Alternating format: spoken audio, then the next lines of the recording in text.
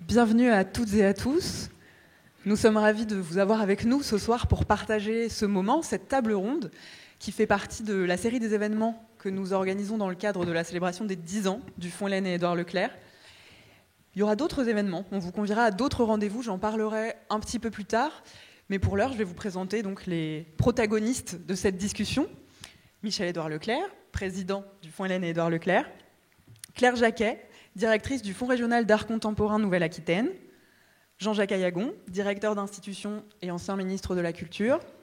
Marie-Pierre Battani, directrice du Fonds Hélène et Édouard Leclerc. Patrick Leclerc, maire de Landerneau, président de la communauté de communes et président du groupement d'intérêt public Brest-Terres Océanes. Et nous rejoindra un petit peu plus tard en visio Marie Lavandier, qui est la directrice du Louvre-Lens. Alors, ce qui nous réunit autour de cette table aujourd'hui, c'est une discussion sur la culture et les territoires. La table ronde durera environ 1 heure et ensuite le micro pourra passer pour des questions, si vous aviez d'éventuelles questions pour les participants.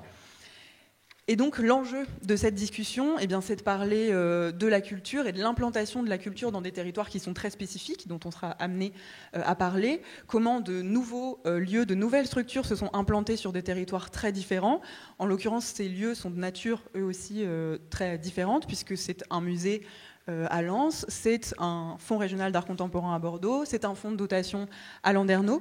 Donc on abordera ces sujets-là en parallèle des politiques culturelles qui ont pu être menées dans les régions.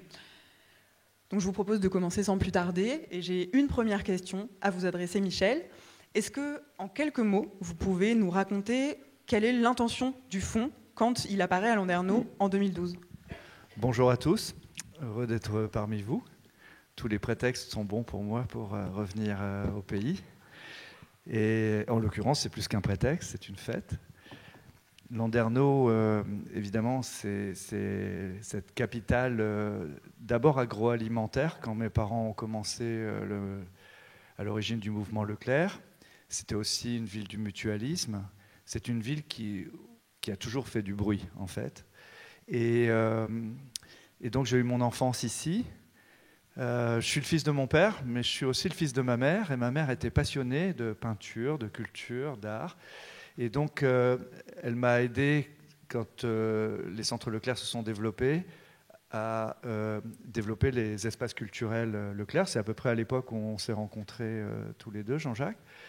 Et j'ai toujours eu l'idée non pas simplement de renvoyer à la population qui était aussi à l'origine du succès des centres Leclerc, mais j'ai toujours eu l'idée que dans ces lieux, il s'était passé quelque chose de fort et que plutôt qu'un retour, une sorte de réinitialisation de la marque pour Leclerc, pour nos mécènes, mais aussi pour s'intégrer dans l'histoire de la Bretagne, dont je suis aussi un produit, quoi. Donc au départ, il se trouve qu'il y avait un lieu. Mes parents avaient déplacé le centre Leclerc à l'extérieur de la ville. Il y avait un lieu dont on ne soupçonnait pas la richesse, l'intérêt architectural, l'intérêt historique. Donc Édouard a commencé à retaper tout ça à son goût avec d'anciens salariés du magasin qui étaient portugais et espagnols, mais qui voulaient se lancer dans l'entreprise. Et donc mon père leur avait conseillé de s'appeler Brace Construction. Ils s'appelaient José et Rossé, mais ils ont fait Brace Construction. Ils ont retapé cette superbe église austère. Les Capucins, c'est un peu comme les franciscains, il n'y avait pas tellement d'ouverture. Et puis, au fur et à mesure, mon père et ma mère, dans une discussion, ont rejoint cette idée qu'on pourrait en faire un centre culturel, mais on ne savait pas trop comment lancer le truc. Alors, mon père détestait l'idée qu'on parle de fondation, parce que pour lui, une fondation, c'est quand on est mort. Donc, je le comprends un peu, et il n'adhérait pas trop au truc. Mais ma mère me poussait à partir de Landerneau, à émettre le début de cette saga culturelle qu'on honore aujourd'hui des 10 ans. Et comment est-ce que ça s'inscrit, cette aventure du Fonds Leclerc, dans l'histoire du mouvement, justement, parce que vous aviez déjà initié des actions pour la culture ? Oui, en fait, je vais faire, c'est pas du populisme, mais quand mes parents on lançait cette aventure, ils étaient quand même des ploucs de province, vus de Paris. Faut pas oublier, vous avez retenu peut-être un nom qui s'appelait Chalandon, le ministre de l'équipement, mais avant il avait été ministre de Ino-Béji, à côté de la Samaritaine, tout ça. Ils trouvaient tous mon père très sympa, grande gueule, ce qu'il était, allumé, ce qu'il était franchement, mais mon père n'avait pas le crédit de ses idées. Et donc, Édouard forçait le trait, bien sûr. Mais sur le plan culturel, il avait, l'idée qu'il avait dans l'alimentaire, il voulait le mener sur le plan culturel. Mais les décideurs n'écoutaient pas. Donc, j'ai vu à Landerneau, tout jeune, venir voir tous les intellectuels français, voir mes parents, des grands journalistes, le philosophe André Gorz. Vous avez, ceux qui ont un peu plus mon âge se rappellent L'Heure de vérité, cette émission à la télévision. Il y avait les équipes de François-Henri de Virieux, il y avait Emmanuel Dastier de la Vigerie, un grand résistant gaulliste et tout ça. Et donc mon père baignait dans un univers culturel. Et d'ailleurs, la famille Leclerc, originellement, il y a dans ses membres beaucoup d'intellectuels, d'écrivains, qu'ils soient franciscains, mon grand-père, toi ton arrière-grand-père. Ton grand-père aussi, ouais. Et tu fais si jeune, mon gars. Les rides sur ton front ne gravent pas tes exploits encore. Et on a toujours été imbibés de ça. Et donc mes parents recevaient des chefs d'orchestre. On a vendu des 33 tours au milieu de l'épicerie. On faisait venir des écrivains qui voulaient bien. Alors tous les écrivains bretons avaient du plaisir à venir dédicacer à Landerneau. Mais voilà, ça s'inscrit comme ça. Dès le départ, la saga Leclerc, elle n'était pas destinée à rester uniquement dans l'alimentaire, à lutter contre l'inflation uniquement sur la consommation ordinaire. Mon père était toujours dans l'idée que la diffusion des biens culturels était importante. Simplement, là, on raisonnait dans un système marchand. La nouveauté avec le fonds, c'est qu'on n'est plus dans un système marchand, on n'est pas dans le système, on est dans une forme de distribution, mais une forme de distribution non marchande. Et donc, on a senti que c'était important de pas simplement être un grand acteur à l'égal de la Fnac ou de Cultura, ou etc., sur le marché de la diffusion commerciale, mais d'être aussi un acteur, de produire des installations, de produire des expositions, de les faire tourner.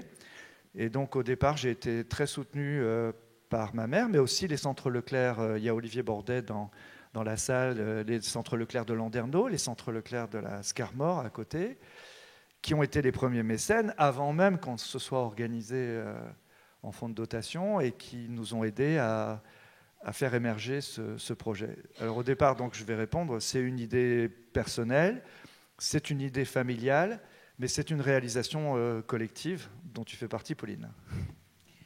Et vous parliez à l'instant de fonds de dotation, de mécénat. Est-ce que vous pouvez nous en dire un petit peu plus justement sur ce statut et sur les moyens dont vous dotez le fonds quand vous le créez et puis pour quelles actions ?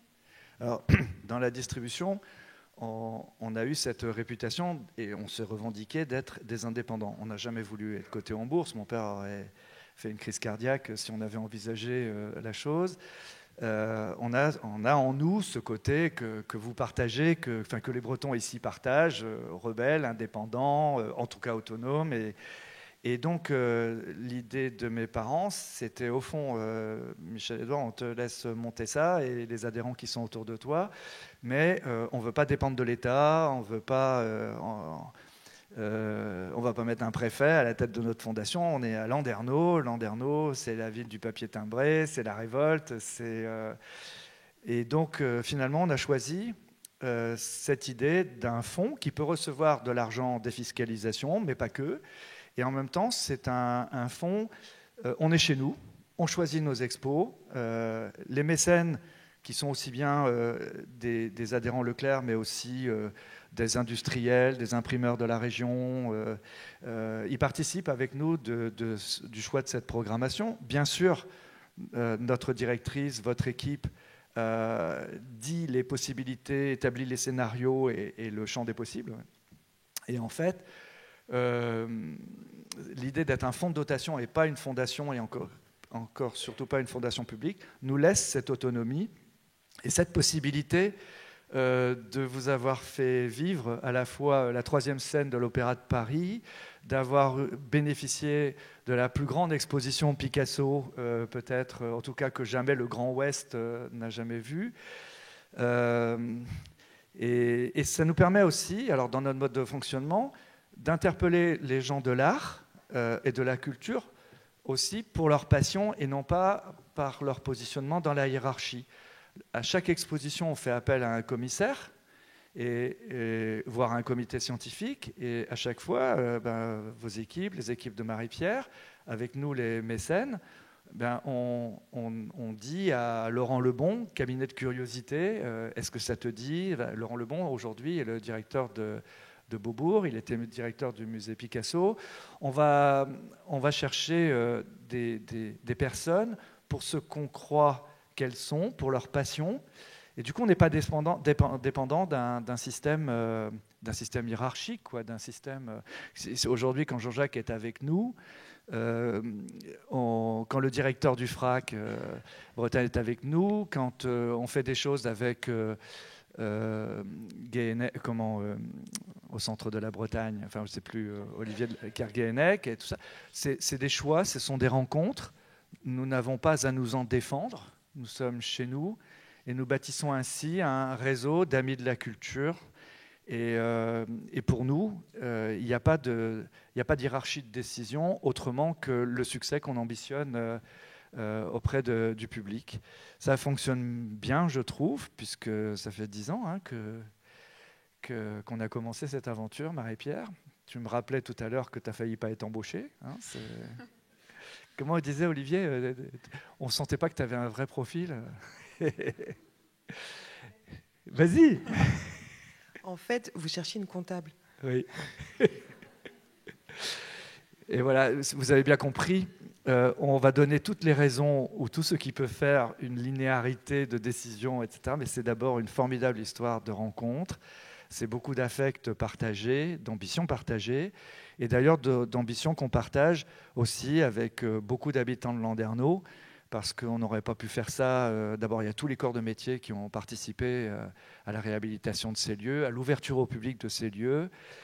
C'est que tous les catalogues de l'exposition sont imprimés chez Cloître, hein, quand même, on est fiers de ça. Et puis alors au début, avec Patrick, tu me couperas, hein, parce que j'ai la tchatche facile. Au début, avec Patrick, c'était compliqué pour nous, parce que d'abord, moi, je ne voulais pas altérer l'image autonome de Patrick. C'est pas parce qu'on est une famille, on se compte par dizaines, qu'on se ressemble. Moi, je ne connaissais pas Patrick avant même, ou très peu, avant que tu ne sois élu maire. Et donc, on ne voulait pas donner l'impression du film Ma base sur la ville avec des Leclerc partout. C'était important aussi de l'associer, d'associer son équipe sans qu'on lui mange son image. Et de fait, c'est le moment de le dire, l'équipe de la ville, les commerçants de la ville, les libraires de la ville, on a formé vraiment un réseau de décision qui fait aujourd'hui que Landerneau, sur la carte mondiale de l'art, c'est un petit phare qui clignote presque plus fort que la Tour Eiffel, enfin presque autant que la Tour Eiffel. Ouais. Mais c'est une super transition, puisque ma prochaine question va à Patrick. Est-ce que vous pouvez nous expliquer, Patrick, ce qui se passe à Landerneau? Qu'est-ce que provoque l'arrivée du fonds en 2012 sur ce territoire de la ville de Landerneau? Qu'est-ce que ça génère? Bien, bonjour à toutes et à tous. L'arrivée en effet du fonds Hélène Édouard Leclerc, ça bouleverse et ça a beaucoup de conséquences sur la ville. Alors évidemment, la première conséquence la plus visible, c'est une augmentation de la notoriété, une augmentation de la visibilité. Faut imaginer Landerneau, 16 500 habitants, l'Expo Picasso, 250 000 à peu près visiteurs, c'est ça? 205. Un petit peu, j'arrondis. Donc une échelle voilà, qui montre bien que Landerneau ne joue plus dans la même cour. C'est aussi des journaux nationaux qui parlent de la ville, qui parlent des expos. C'est aussi des pubs dans le métro, voilà, qui parlent des expos à Landerneau. Et il y a une étude qui est en cours là, qui dit que 80% des gens associent le fonds Hélène Leclerc à la ville. Donc voilà, la notoriété, la visibilité s'est accrue grâce à cette mise en place en 2012. Deuxième conséquence, ce sont des retombées. Retombées économiques. Alors déjà avec la fourmilière et toutes les drôles de dames là, que constitue le fonds Hélène Leclerc, là, mais aussi tous les partenaires, puisque vous l'avez dit, Cloître, les gens qui installent les expos, les commissaires, etc. C'est un écosystème à lui tout seul. Et puis derrière, c'est évidemment des visiteurs qui consomment. Alors, au démarrage, quand la première exposition de Gérard Fromanger s'est mise en place, on a vu un petit peu plus de monde dans la ville à se balader, à vouloir manger le midi dans les restaurants. On n'était pas forcément à ce moment-là équipés. Et donc, c'est des restaurants qui sont ouverts. C'est un hôtel qui est en construction aujourd'hui, qui ne serait pas venu s'il n'y avait pas aussi cet argument supplémentaire. Donc, ce sont des retombées économiques non négligeables. Ça nous a donné aussi une image culturelle forte. Et évidemment, pour nous, c'est une opportunité pour accroître notre attractivité. C'est un mot qu'on utilise beaucoup dans les territoires. Mais en effet, on s'est saisi, alors pas qu'avec le fonds Hélène Leclerc, parce qu'il y avait d'autres initiatives antérieures et il y en a eu d'autres postérieures, qui ont fait que Landerneau, comme tu l'as dit tout à l'heure, est un phare au niveau mondial, mais est un phare culturel, et on doit profiter de cela. Aujourd'hui, quand quelqu'un veut s'implanter sur un territoire, il regarde l'environnement, où il va mettre ses enfants à l'école, est-ce qu'ils vont pouvoir faire du sport, et la notion culturelle est importante aussi. Moi, j'ai une fille qui avait 4 ans 5 ans lorsque le fonds s'est créé. Elle a vu toutes les expositions, il y en a 16 maintenant. Tous les enfants landernéens ont cette possibilité. C'est un argument évidemment d'attractivité. Mais alors, c'est aussi une des conséquences. Le fait d'avoir ces retombées-là que j'ai évoquées, ça a aussi amené une exigence supplémentaire pour nous. C'est-à-dire que si on avait imaginé des expositions de macramé à Landerneau, ce n'était pas forcément en correspondance avec l'ambition du fonds Hélène Leclerc. Donc il a fallu aussi que nous, on s'adapte et qu'on fasse en sorte que la politique culturelle tire aussi vers le haut. Et il y a eu plein d'initiatives qui ont été menées avec, par exemple, l'ouverture d'une galerie d'art contemporain municipale créée par la ville, qui permet aussi de faire de la médiation et d'amener du monde vers cet art que peut-être certains ignoraient. Et puis, la conséquence, je pense, la plus importante pour nous, c'est un sentiment de fierté, de se dire que sur notre territoire, on va avoir Picasso qui vient exposer. Moi, je me rappelle d'un repas ici. À ma table, il y avait des collectionneurs américains, des collectionneurs suisses. Il y avait c'était pour figuration libre, je crois, des oligarques russes qui étaient là, des élus politiques nationaux, internationaux. Il y avait vraiment, et ça se passait à Landerneau. Donc, on en est fiers et ça permet aussi. Parce que souvent, la culture, elle est vue sur les grandes métropoles, sur les capitales. En province, on peut faire des choses. Et on mérite de faire des choses en province. Donc, merci d'avoir implanté le fonds Hélène Leclerc à cet endroit-là. Et si je peux juste rajouter sur la compréhension de la réussite, je pense que ça a fonctionné. Parce que ce n'est pas quelque chose qui est arrivé hors sol. C'est quelque chose qui... est arrivé dans une histoire avec un bâtiment, comme tu l'as dit, bâtiment qui a eu plein de vie en plus, donc une nouvelle vie qui s'est créée. Et puis, ça s'est fait aussi intelligemment. Ce n'est pas quelque chose qui s'est posé au milieu de la ville avec aucune relation. Tout de suite, des relations avec la municipalité, avec les associations locales, avec les commerçants, pour faire en sorte que ça puisse fonctionner et que ça irrigue et qu'il y ait une véritable synergie collective. Merci beaucoup. Et maintenant, Marie Lavandier, donc directrice du Louvre-Lens, va nous rejoindre. Elle va apparaître. La voici. Bonjour Marie. Et donc, tout à fait, une apparition. Et donc, le Louvre-Lens, comme le fonds, fête cette année ses 10 ans. Est-ce que vous pouvez vous prêter à l'exercice de la présentation et nous dire un peu ce qu'est cet objet, parce qu'on vient de parler du fonds, de ses spécificités. Est-ce que vous pouvez nous dire ce qu'est l'objet Louvre-Lens ? Alors, l'objet Louvre-Lens, c'est le résultat d'abord d'une très belle histoire qui a permis à des volontés qui souvent sont divergentes là, de converger.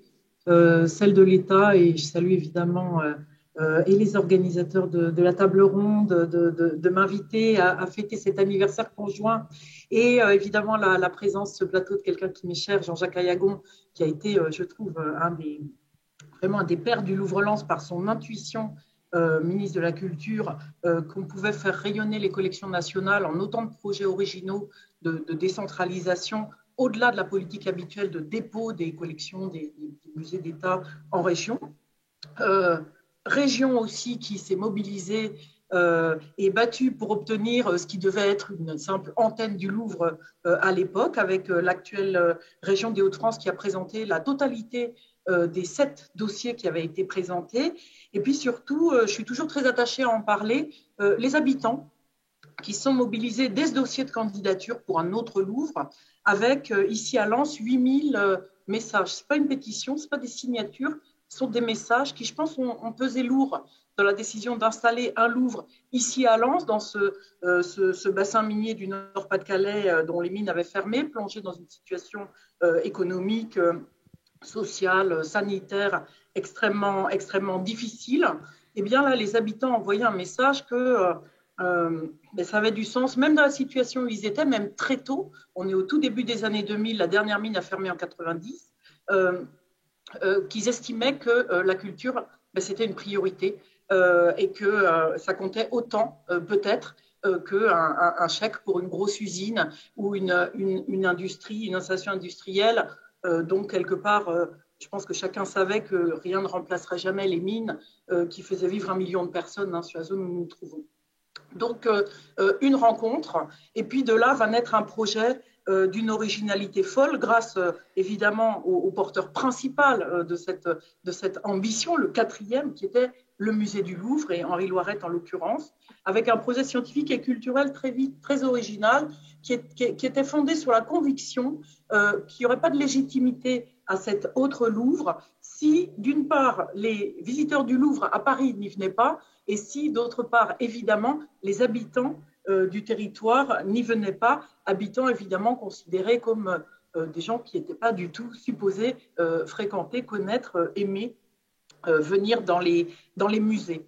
Donc, l'objet Louvre-Lens, il a ouvert donc, il y a 10 ans, vous l'avez compris, il a une gestation beaucoup plus longue que ça.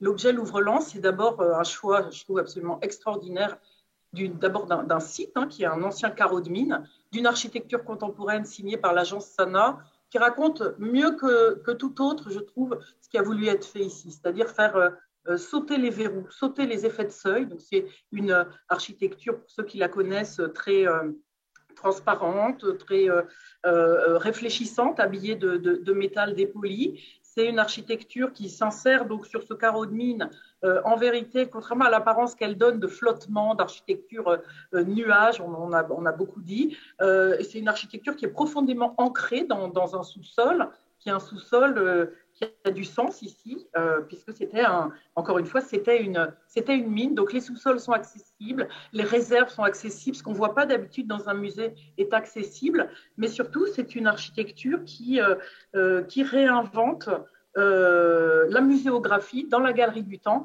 avec un espace de 3000 m² où il n'y a plus du tout ce qui caractérise un musée, c'est-à-dire en général on est plutôt dans le noir, on est dans des salles qui s'enchaînent, on impose un discours qu'on structure. Et bien là, vous le savez, 5 millions d'histoires de l'art se déploient, on est amené à y descendre, même le sol est en pente, et on pénètre donc comme un des protagonistes finalement de l'histoire et de l'histoire de l'art, au milieu d'œuvres qui sont le moins possible sous vitrine, le moins possible à distance du visiteur, avec la création d'une expérience, mais aussi d'une intelligence presque spontanée, qui est une intelligence fondamentalement, enfin une philosophie fondamentalement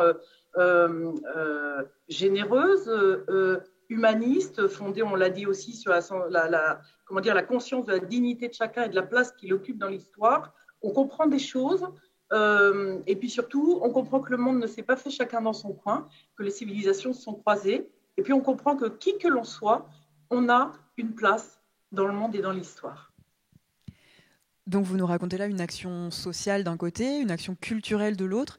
Est-ce que vous pouvez nous dire quels sont les outils qui sont dévolus à cet objet, l'ouvre-lance, pour arriver à ces fins? Alors, les outils, c'est des outils juridiques. C'est un établissement public de coopération culturelle dont, il faut le dire, il faut le redire, il faut le saluer. Les collectivités locales apportent l'entièreté du budget. La région, 80% du budget public, en tout cas. La région à 80%, département et agglomération pour 10%. C'est évidemment, vous l'évoquiez pour le fond, une équipe, et ça c'est essentiel, une équipe de très très très très grande qualité d'une centaine de personnes. C'est une conception, je dirais, particulière d'être un musée, avec au sein de cette équipe, plus du tiers de l'équipe qui est constituée des équipes de médiation. Alors, ce ne sont pas des guides conférenciers, ce sont vraiment des médiateurs qui ont pour mission principalement de monter des dossiers en partenariat avec des acteurs de tous les champs possibles, auxquels la consigne qui est donnée aux équipes, c'est d'essayer en permanence d'inventer des usages nouveaux, impensés au musée, au profit des acteurs du territoire, des acteurs des champs sociaux, sanitaires, mais aussi des champs économiques, par exemple, et puis évidemment des champs culturels. Donc, c'est un musée qui est doté d'un budget d'à peu près 15 millions d'euros par an, sur lesquels je dirais qu'il y a un budget d'action qui s'élève à peu près 3 millions d'euros. C'est une structure qui est relativement fragile, financièrement d'une part, et d'autre part pour le pacte de gouvernance en fait qu'il apporte et qui doit être sans arrêt réactivé, y compris évidemment quand les interlocuteurs, notamment politiques, change au fil des ans. Donc voilà, c'est une structure qui doit convaincre sur un projet original. Et vous nous disiez en introduction de votre prise de parole que le Louvre-Lens s'est donc installé sur un ancien site industriel. Comme on le disait, on est 10 ans plus tard aujourd'hui. Comment est-ce que vous regardez ce chemin, cette histoire? Qu'est-ce que vous pouvez dire que le Louvre-Lens a apporté à son territoire et au Nord-Pas-de-Calais en général? Alors, la particularité à Lens, c'est qu'on a voulu le musée très très tôt. C'est-à-dire, je vous le disais, les mines avaient fermé depuis une dizaine d'années. Le territoire était honnêtement sur les genoux.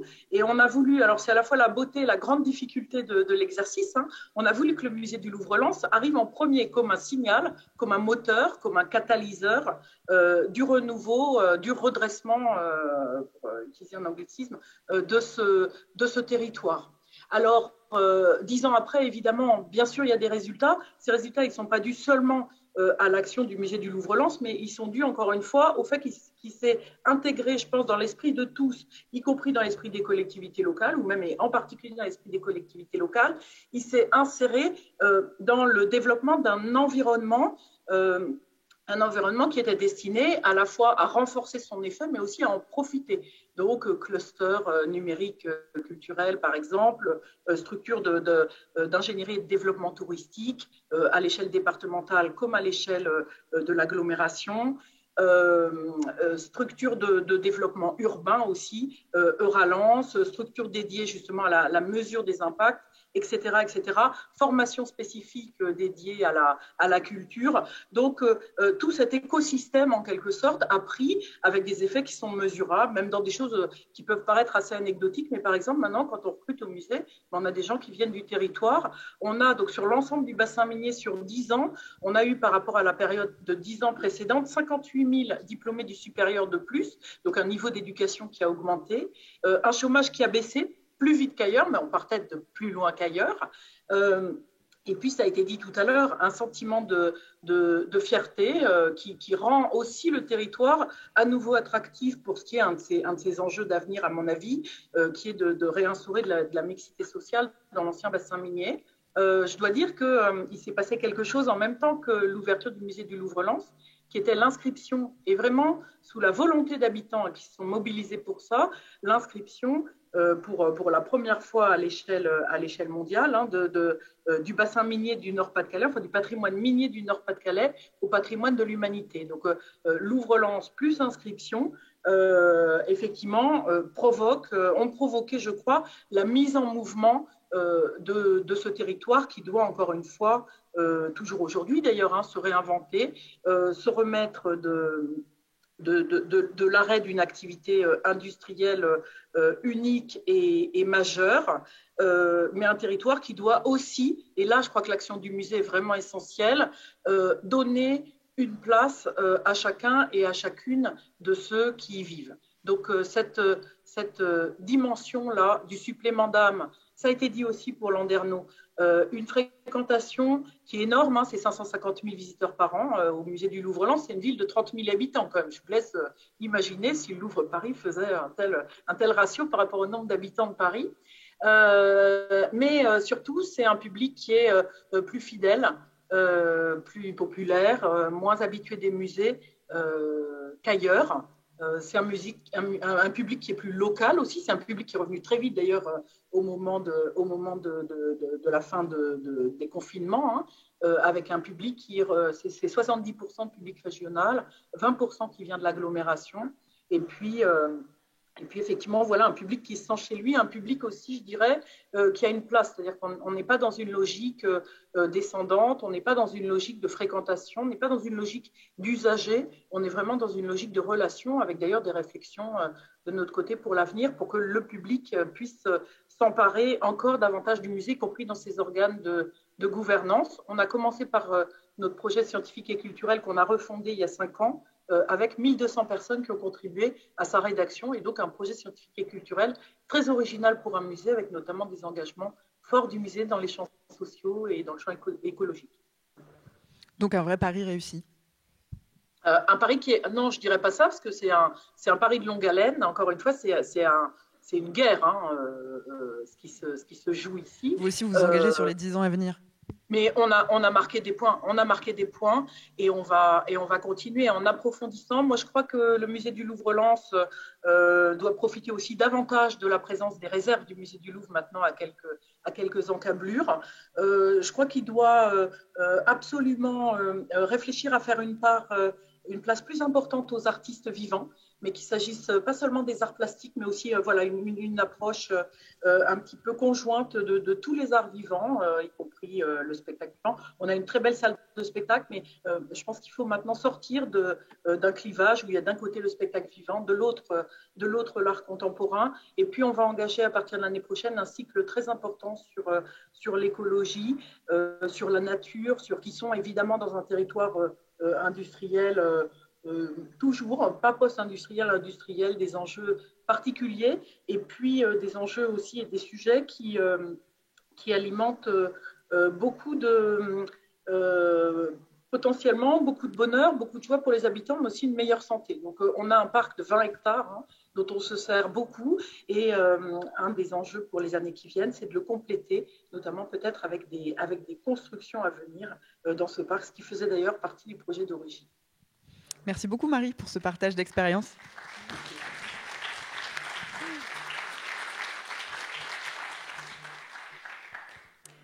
Et je vais en venir maintenant à une question pour Claire. Claire, là on vient de parler du Fonds qui fête ses 10 ans, du Louvre-Lens qui fête ses 10 ans. Les FRAC n'ont pas 10 ans, eux. Ils ont plutôt 40 ans. Est-ce que vous pouvez nous expliquer, pour commencer, ce qu'est un FRAC ? Alors, je vais faire un petit retour en arrière. Effectivement, les FRAC ont 40 ans cette année. L'année prochaine, ils le fêteront ensemble. Un FRAC, c'est un fonds régional d'art contemporain. C'est une belle invention des années 80 à la faveur des lois de la décentralisation, avec un ministère passionnant, effervescent de Jack Lang qui veut que la culture soit la plus vivante, la plus effervescente, la plus énergisante partout en France, et bien au-delà de la capitale, déjà, de Paris, ou de quelques grandes villes en France qui, dans le champ de l'art contemporain, avaient un musée dédié, comme c'était le cas à Strasbourg, mais aussi à Bordeaux avec le CAPC ou à Strasbourg. Donc, fort de ce constat que l'art contemporain était quand même quelque chose de pas très évident à faire comprendre, fort du constat aussi que les artistes avaient besoin d'exister, avaient besoin d'être soutenus avant de pouvoir espérer un jour entrer dans un musée des beaux-arts, souvent parfois après leur mort, Jack Lang a initié ce très beau modèle, unique au monde, unique en Europe, bien que l'Italie ait tenté un petit peu l'aventure à un moment donné avec Pistoletto. On est les seuls à avoir inventé donc une structure financée à parité par l'État et chaque région. Beau pari, parce qu'en 1982, tout le monde y est allé, c'est un petit miracle. Et 40 ans après, on est toujours là. On est toujours là, on est sur un modèle unique qui est celui d'une collection d'art contemporain. Une collection d'art contemporain pour un territoire, au service d'un territoire, mais une collection nationale, internationale.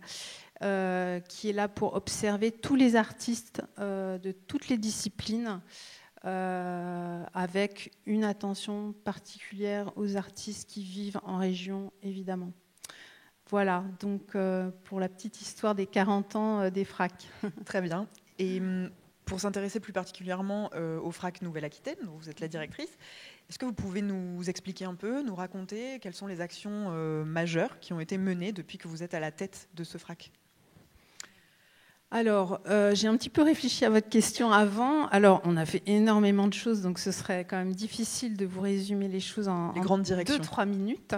Mais bien évidemment, à côté des expositions monographiques de jeunes artistes qu'on a pu soutenir à un moment donné dans leur carrière, parce que c'est très important de s'inscrire dans ce champ. Ça fait partie des difficultés aujourd'hui pour les artistes de se pôle positionner et d'exister sur le marché et vis-à-vis d'un public. Voilà, on a pu consacrer des expositions et les premiers à Benoît Maire, Nicolas Millet, Isabelle Cornaro ou Karina Biche, et dont je suis évidemment très fière. Et puis très récemment, Nina Childress, qui a une 60aine d'années, qui est franco-américaine et qui n'avait jamais eu d'exposition rétrospective. Voilà, ça c'est une petite partie du travail. Tout le reste, c'est un formidable travail sur le terrain. Un FRAC n'agit jamais seul. Un FRAC travaille toujours avec des partenaires en région, que ce soit des hôpitaux, des écoles, des bibliothèques. On est là pour faire envie, donner l'envie. On est là pour écouter aussi les envies des autres. On est là dans une forme de travail très horizontal qui, à partir d'une collection nomade, va vers les autres et trouve des lieux pour exprimer à un moment donné certaines thématiques, certains sujets de société. Et donc on fait territoire parce qu'on n'exclut jamais cette dimension qui est propre au terrain, propre au territoire, à sa géographie, à son histoire. Je pense notamment en Nouvelle-Aquitaine, en tout cas en y arrivant, parce que je ne suis pas de la région, je suis d'origine bretonne, cette Bretagne chère à mon cœur. Donc je n'avais pas de lecture préconçue de ce territoire, et j'ai très rapidement compris qu'il y avait une forte envie d'art contemporain. Jean-Louis Froment était passé par là, il avait planté quelques petites graines au CAPC, mais il n'y avait pas d'espace dédié à l'art en dehors de Bordeaux. Et en définitive, je me suis très vite rendu compte qu'il y avait des lieux d'exposition avec des collections souvent qui n'étaient pas de l'art contemporain, des collections d'art et tradition populaire, des collections de préhistoire, d'archéologie. Et tout le travail a été de mettre en relation ces œuvres d'art contemporain pour les faire dialoguer avec d'autres collections et revivifier un petit peu à chaque fois les regards des uns et des autres, certains venant à la fois plutôt pour des œuvres anciennes et puis les plus jeunes étant effectivement plus sensibles à des cultures contemporaines. Voilà. J'ai plein d'autres exemples, mais celui-là me vient à l'esprit. Et c'est très bien, ça nous permet de comprendre la direction de votre structure. Maintenant qu'on connaît un peu l'histoire du Louvre-Lens, un peu l'histoire des FRAC et du FRAC Nouvelle-Aquitaine, j'ai une question pour Marie-Pierre Battagny.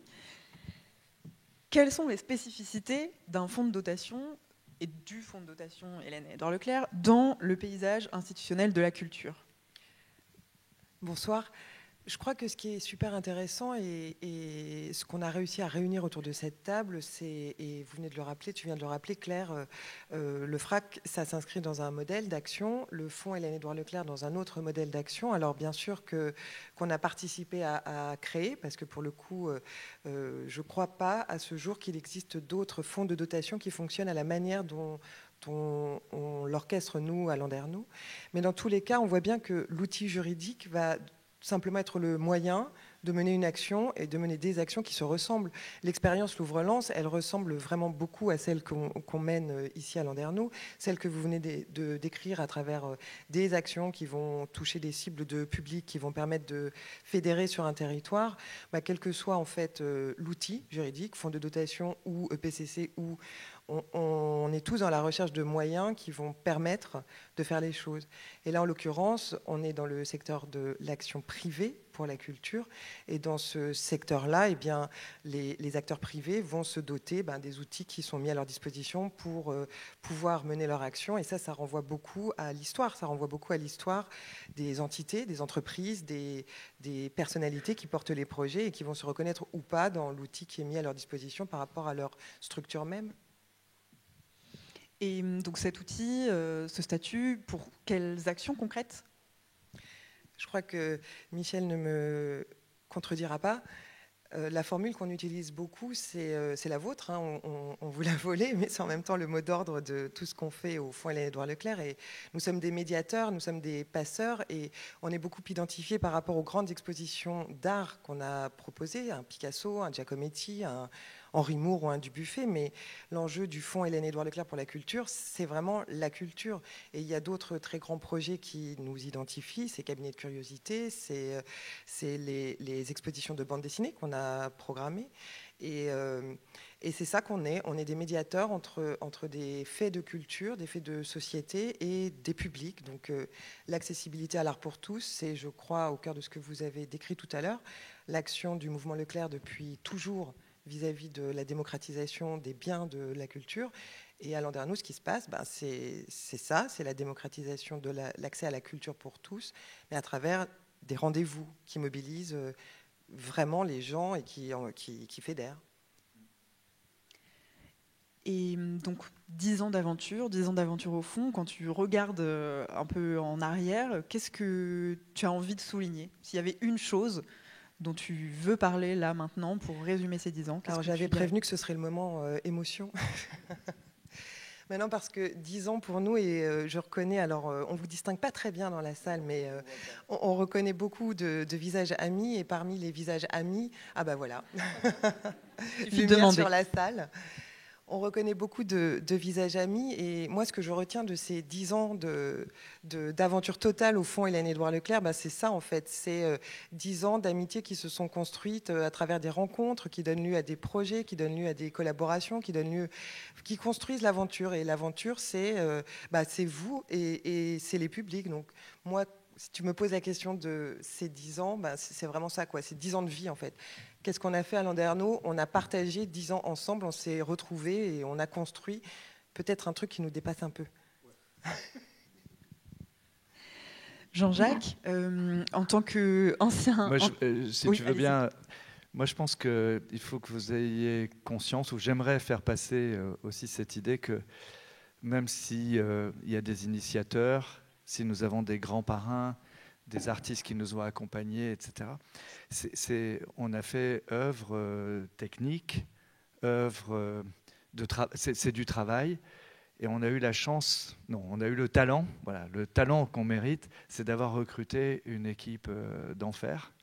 Alors c'est beaucoup de nanas, je reconnais, c'est plus que des drôles de dames, hein, c'est des warriors de l'art et de la culture. Je suis vraiment très fier, Marie-Pierre, des équipes de toi et des équipes vous vous rendez compte, enfin, on peut la ramener après, on passe à la télé, on a l'air de tout connaître. En fait, c'était une histoire improbable. Hein, c'est improbable. On a beau être des gens cultivés. Je me rappelle quand on a signé le chèque pour l'assurance de la collection Picasso. Je peux vous dire que même dans les centres Leclerc, et même pour acheter le carburant et tout ça, j'ai jamais signé des chèques. C'était énorme. Vous savez, il y a des centaines de millions d'œuvres là.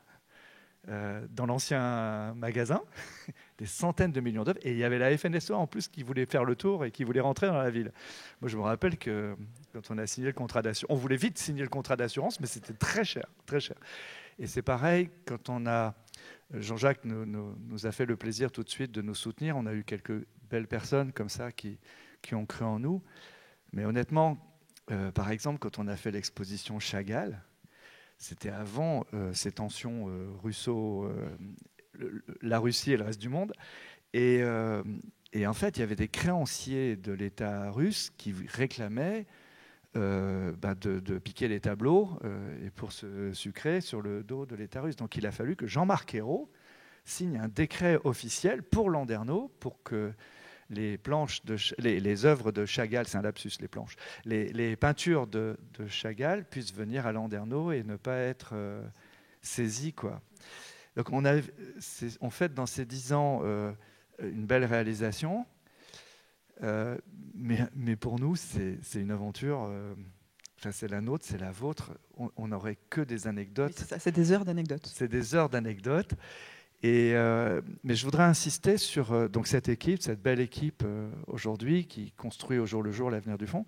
Et puis aussi, et Jean-Jacques, ça va permettre à Pauline de revenir vers toi, dans un pays où finalement, en termes d'éducation, la lutte privée-publique a été largement dépassée par la qualité de l'enseignement en Bretagne, et l'émulation qu'il s'est créée justement entre les différentes formes qui revendiquaient cette diffusion de l'éducation, je pense qu'on a surtout bien trouvé un bon équilibre entre le domaine public et le privé.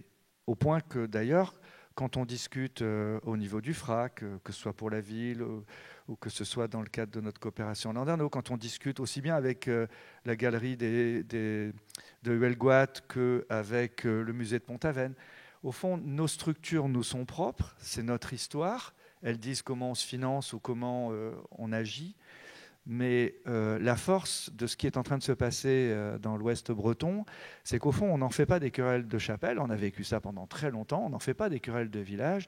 Et cette idée d'atteindre une forme d'excellence, cette idée de rayonner, qu'on vienne chez nous pour la culture aussi, et pas simplement pour les plages ou pour les paysages, c'est un pari qu'on réussit avec ce bon flux entre le public et le privé. Et au fond, moi, avec l'équipe de Landerneau, avec Patrick, moi j'ai l'impression, bien qu'étant privé, de faire œuvre d'intérêt public, même si après, déontologiquement et juridiquement, on va dire que ce n'est pas la même chose. Mais je dirais que c'est ça notre force, c'est qu'au fond, ici à Landerneau, les institutions ne nous font pas remarquer qu'on est des marchands et qu'on est du secteur privé. Et nous, secteur privé, au fond, on œuvre pour la même cause. Et ça, c'est ce qui nous protège, contrairement à pas mal d'autres lieux, de problèmes de carrière, de problèmes de profil. Et ça nous renforce. Pardon, Pauline. Merci, Michel. Et donc je reviens effectivement vers Jean-Jacques, vous qui avez été ancien ministre de la Culture, vous connaissez très bien toutes ces aventures. Marie nous a dit tout à l'heure le lien qui vous unissait. Comment est-ce que vous regardez tout ce qui s'est passé, toutes ces initiatives menées à Lens, à Bordeaux, à Landerneau? Qu'est-ce que vous pouvez nous dire de ça? Tout d'abord, à vous tous, bonsoir. Je tiens, avant de dire quoi que ce soit, avant de répondre à votre question, je tiens tout d'abord à saluer les 10 ans du Fonds Leclerc et sa prodigieuse réussite. C'est une grande réussite artistique, une grande réussite culturelle, une grande réussite professionnelle, parce que vous avez su tisser des collaborations avec des institutions prestigieuses, avec le musée Picasso, avec avec la Fondation du Buffet, avec la Fondation Giacometti, faire travailler également des commissaires qui sont des personnalités éminentes dans le paysage culturel de notre pays. Vous citiez Laurent Lebon, on peut penser également à Bernard Bissen, qui, si mes souvenirs sont exacts, était le commissaire de l'exposition consacrée à Gérard Fromanger. Et je ne me suis pas trompé aujourd'hui, je n'ai pas dit Gérard Garouste. C'est un joke entre nous, parce que le jour de l'inauguration de l'exposition, Michel Édouard m'avait demandé de prendre la parole, et je ne me rendais pas compte, connaissant bien les deux artistes, qu'à chaque fois que j'aurais dû dire Gérard Fromanger, je disais Gérard Garouste, qui était à côté de moi et qui me regardait éberlué, en se demandant si je n'avais pas déjà prématurément perdu le sens commun. En tout cas, très belle réussite professionnelle. Également, très très belle réussite humaine. Et je crois que Marie-Pierre a évoqué ce public que vous avez su constituer, ce tissu de connivence, de solidarité, d'intérêts croisés. Et je crois que c'est la plus belle des réussites du Fonds Leclerc que d'avoir su faire exister ce public ici, à Landerneau. Je tiens à vous préciser que je viens quasiment en voisin, puisque je viens de Plougasnou, à l'autre extrémité du Finistère. Vous êtes ici sur une frontière entre le Léon et la Cornouaille, et moi je viens d'une frontière entre le Trégor et le Léon. Donc vous voyez, nous sommes des Finistériens en situation de frontalier. Mais maintenant j'en reviens à votre question. Moi, ce qui me séduit avant tout, ce qui m'impressionne même dans la réussite du Fonds Leclerc à Landerneau, c'est tout d'abord que cette réussite affirme bien que la culture est faite pour toutes les parties de notre territoire. Tout à l'heure, vous l'avez rappelé, pendant longtemps on a imaginé que la culture c'était uniquement une affaire de Parisiens, parce que l'histoire avait concentré dans la capitale de notre pays la plus grande partie de sa puissance économique, politique, intellectuelle, avec les universités, mais également culturelle, avec les grands établissements nationaux. Et ce sont en effet des volontés de décentralisation successives, celle de la 4e République naissance, au sortir de la guerre, quand il y a eu ce grand mouvement de la décentralisation théâtrale, celle des années 80, avec Jack Lang et Defer, qui était ministre de l'Intérieur, celle du gouvernement auquel j'ai appartenu ensuite, de Jean-Pierre Raffarin. C'est cette volonté publique qui a sans cesse affirmé que la culture était faite pour tous nos concitoyens, où qu'ils se trouvent sur le territoire, et qu'il fallait vraiment déparisianiser l'action du ministère de la Culture, que ce ministère ne pouvait pas circonscrire son action et sa vocation dans la seule enceinte du périphérique parisien, mais qu'il avait vocation à sortir sur toutes les parties du territoire. Deuxième chose qui m'est très chère dans cette réussite, c'est qu'elle manifeste la capacité de l'initiative privée à prendre place dans le paysage culturel de notre pays à côté de l'initiative publique. Alors, vous le savez peut-être, j'ai été le promoteur d'une loi sur le mécénat et sur les fondations, la loi du 1er août 2003, loi qui visait simplement à stimuler la pratique du mécénat, à stimuler l'action privée dans notre pays. Alors certains, au moment du vote de la loi, m'avaient accusé de vouloir justifier la décroissance du service public. Et j'ai toujours répondu qu'il n'en était rien. Je pensais que l'action privée avait vocation à se développer à côté d'une action publique extrêmement forte. Je crois à la nécessité du service public. Le service public assure la continuité des choses, l'égalité territoriale, le souci de tous nos concitoyens. Il a des missions qu'aucune initiative privée ne pourra jamais prendre en charge. Mais cette vocation publique ne peut pas, dans une société démocratique, être exclusive. Elle ne peut pas rejeter à sa périphérie les initiatives privées. Et donc cette loi sur le mécénat visait, d'une part, à rendre plus facile la création de fondations et à inciter les entreprises, mais également tous les particuliers, tous les particuliers qui vivent dans notre pays, à pratiquer le mécénat en faveur de toutes les causes d'intérêt général de leur choix. Parce que, contrairement également à ce qu'on a pu dire, la loi sur le mécénat ne crée pas des niches fiscales. C'est une mauvaise façon de voir les choses. Parce que celui qui ne donne pas, finalement, il lui restera toujours, in fine, plus d'argent dans sa poche que s'il avait donné. Au contraire, la loi sur le mécénat, en instituant un crédit d'impôt, en instituant une réduction de l'impôt, notamment de l'impôt sur le revenu, ou l'impôt sur les entreprises s'agissant des entreprises.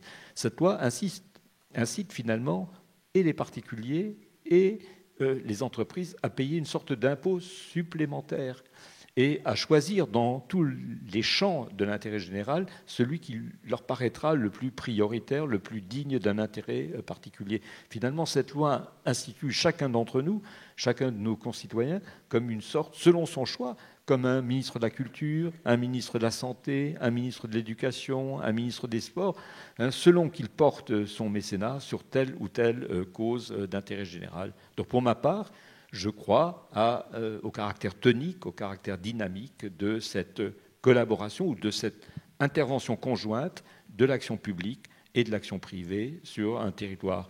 Dans ma vie professionnelle, il m'aura d'ailleurs été donné d'exercer successivement des missions publiques, et je m'en honore infiniment, et également des missions privées, puisque j'ai été pendant longtemps le conseiller de François Pinault, autre breton célèbre, que j'ai conduit, que j'ai accompagné dans ses créations de musées, à Venise d'abord, à Paris ensuite, à la Bourse de commerce, et dans la constitution de sa collection.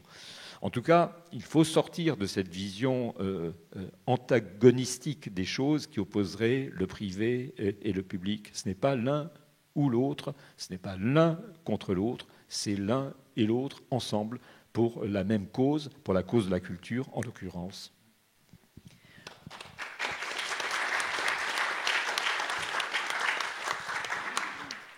Tout à l'heure, Michel rappelait qu'au premier pas du fonds, vous étiez déjà là, parce que vous êtes impliqué dans tout un tas de projets, d'aventures comme la nôtre. Et il se trouve que vous étiez cet été le parrain du festival Songe à Landerneau, première édition de ce festival. Patrick, est-ce que vous pouvez très rapidement nous dire ce que c'est que ce festival? Et puis tout à l'heure, vous avez survolé la politique culturelle de la ville. Ça permet de faire un petit retour sur cette question. Donc 2 mots sur Songe. Alors, c'est vrai que j'utilisais souvent cette expression avec Marie-Pierre, et puis finalement on l'a abandonnée, mais c'était le fond était la locomotive et on accrochait plein de wagons derrière. Alors, je ne sais pas si c'est... En fait, c'est plein de locomotives qui se mettent l'une derrière l'autre et qui font aller tout le monde plus loin et plus vite. Alors, on a pris en effet des initiatives au niveau municipal avec la galerie de Rohan que j'ai évoquée tout à l'heure, qui a accueilli une très belle exposition autour des estampes, des aquatintes en partenariat avec le Louvre. Je vous invite à y aller si vous n'y êtes pas encore allé. On a mis en place ce qu'on appelle les nuits d'hiver qui vont avoir lieu au mois de décembre, qui est un éclairage un peu mis en scène de la ville et avec des artistes qui vont accompagner. D'ailleurs, le Fonds Aurélien Leclerc va aussi avoir une initiative lors de cette édition. On va travailler avec Yann Kersalé aussi pour cette édition 2022. Yann Kersalé qui a aussi été exposé au Fonds Aurélien Leclerc. Donc des initiatives municipales, mais la vie culturelle d'un territoire, ce ne sont pas que des initiatives municipales, ce sont aussi des initiatives de différents ordres, comme celle du Fonds Aurélien Leclerc et comme celle du monde associatif. Donc à Landerneau, on a une association qui s'appelle l'Atelier culturel, qui investit ce lieu régulièrement avec des spectacles de qualité que je vous invite aussi à découvrir, à regarder le programme. Et puis, en discutant avec l'atelier, ça fait quelques années, on s'est dit, est-ce qu'on ne pourrait pas créer un événement qui mêle l'art contemporain, le patrimoine, qui rayonne sur l'ensemble de la communauté d'agglomération, et qui permettent ainsi de découvrir des lieux peut-être un peu méconnus, de les mettre en scène différemment, de les faire vivre et d'apporter de la culture dans l'ensemble des communes du territoire. Donc c'est une initiative qui a vu le jour cette année, en 2022, avec comme parrain M. Ayagron, qui nous a fait l'honneur de parrainer cet événement. Je crois qu'il y a des membres de l'atelier culturel qui sont dans la salle et qui ont bien œuvré pour cette aventure. Et on a accueilli 15 000, 20 000 visiteurs sur à la fois des expositions, à la fois des installations, à la fois des spectacles vivants. Ce qui, là encore, donne une nouvelle dimension à la culture sur le territoire. 9 communes concernées, des installations de qualité, des artistes locaux, pour certains aussi, qui ont conçu leurs œuvres pendant plusieurs mois précédemment cette aventure, de la médiation. Et on veut installer, alors c'est pas un scoop, mais normalement il y aura un songe 2, donc dans 2 ans, en 2024, et qui va à la fois interpréter tout ce qui s'est passé en 2022 pour arriver avec une nouvelle version encore plus intéressante, on l'espère. En tout cas, on a touché une cible et ça vient compléter l'offre culturelle, parce qu'en fait, notre objectif, alors c'est un terme un peu barbare, mais on parle beaucoup de marketing territorial dans les collectivités, dans les territoires. C'est une marque de fabrique chez nous, la culture, pour tous, et cet aspect art contemporain lié au patrimoine qu'on a voulu défendre lors de cette manifestation. Merci. Donc là, on vient de raconter les histoires, on s'est beaucoup intéressé aux actions, on a jeté un coup d'œil dans le rétro. Maintenant, je vous propose de nous tourner vers l'avenir, et j'ai une question donc pour Claire. Forte de votre histoire au FRAC Nouvelle-Aquitaine, et aussi après les années difficiles qu'on vient de vivre là avec le Covid, qui a beaucoup bouleversé les usages, qui a fait aussi apparaître, fourmiller tout un tas de questions, comment est-ce que vous vous projetez, comment est-ce que vous projetez le FRAC Nouvelle-Aquitaine pour les années à venir ? Oui, le Covid nous a incité à réfléchir de façon extrêmement radicale et rapide à la vie des artistes, et on a été les premiers à lancer un appel à projet, je crois le tout début avril, pour proposer des bourses qu'on a déclenché le mois suivant pour aider les artistes à traverser cette mauvaise passe.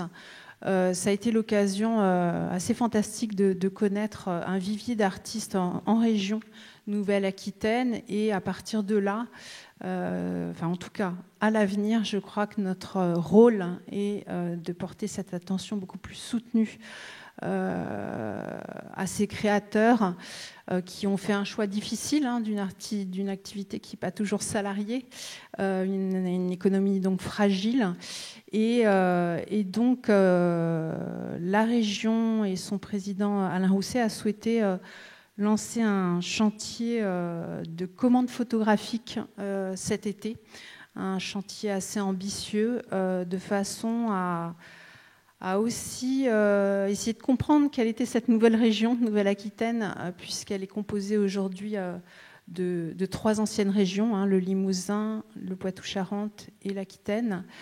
Voilà, la notion de commande aujourd'hui permet aussi de déclencher des financements importants, et puis des créations qui resteront